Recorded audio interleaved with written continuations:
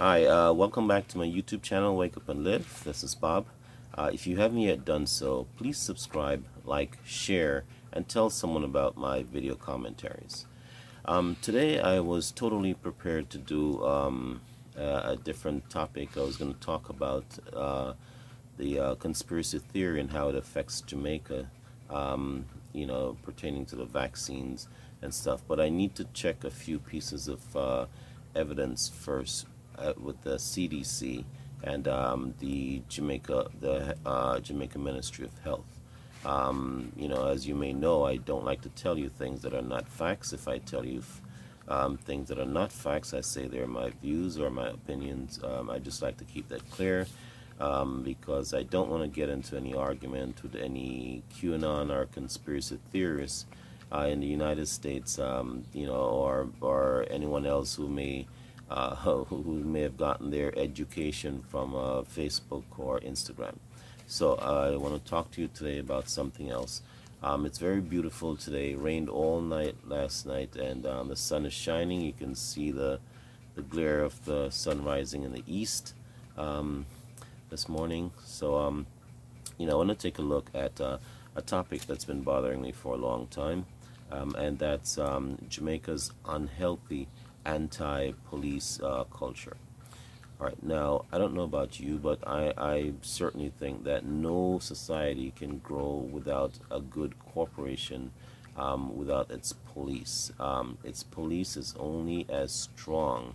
Law enforcement, policing is only as strong as the support it gets from the community. Now, in Jamaica in the 80s, 70s, and 60s, had a type of policing that was very antagonistic.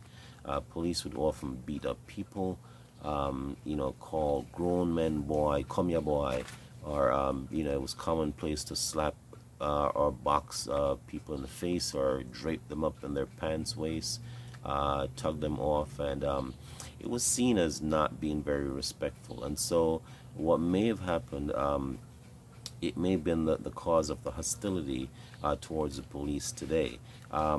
It was not really until the 1990s when a military colonel named Trevor Macmillan was actually brought over into the police force to really restructure or structure the police force into a professional force, that we started seeing certain the professionalism that we see today, the great restraint from that powers that the police have, we see today. Still, generations of Jamaicans are hostile to the police. Police are left alone to investigate the worst crimes in our society. Crimes of murder, scamming, shooting, theft, domestic violence, even public corruption. Police hardly get any support from these, from the society. Police are primarily doing these things on their own. I don't know how we can expect that to be happening, because a police does not have a crystal ball to know what happened when, how and what happened when a crime occurs. And I know some people are willing to jump and criticize and say, well, the police are telling, are giving up people who support investigation. I'm gonna say off the bat, while it may have happened in the case of corrupt police officers, there are more than enough ways the community can support the police. There are anonymous tip lines that you can call, and they're very creative and ingenious ways that the society can support the police if they want. But I think personally there's this unhealthy anti-police sentiments that has been with the society for a long time, and it cannot continue if we expect to have crime under control, or not so much of an enigma to our society.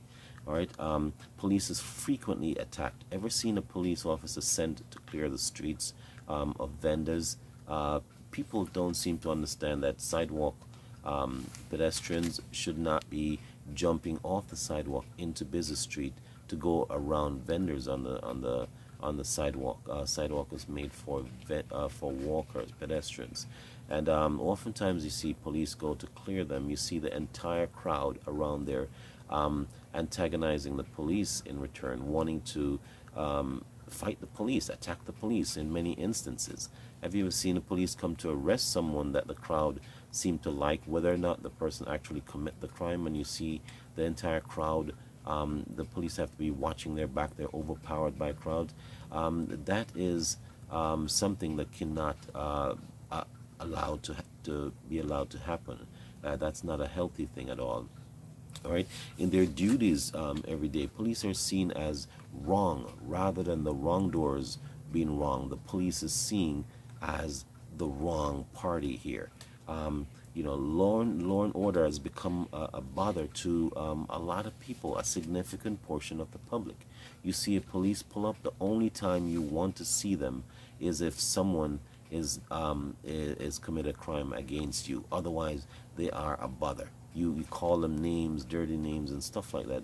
Now, I'm not saying police are innocent or angels. I'm just saying they have a very hard job to do. And if you want to call their job evil, it's a necessary evil that they have to do. Or as people will walk into your house while you're watching TV, take up your TV and go until you sit there. You know, they are the people up at nights while we are asleep, keeping the society relatively, and I say relatively safe because some areas is really a challenge. All right? And the sight of police officers have even become a sore eye, a bother to even little kids. We seem to be passing on the sentiments to these kids, especially in some areas. I see little kids taking on cursing out police. What? So we have to get a control of that. But I'm going to leave you with a question, though. You know, can a society really grow, really progress, really stabilizes, really move forward without stable law enforcement? And can those law enforcement officers do their job without the support of the public? Thank you for watching. This is Wake Up and Live. This is Bob, and again, if you haven't yet done so, please subscribe, like, share my videos, and tell someone about my commentary. Thanks for watching.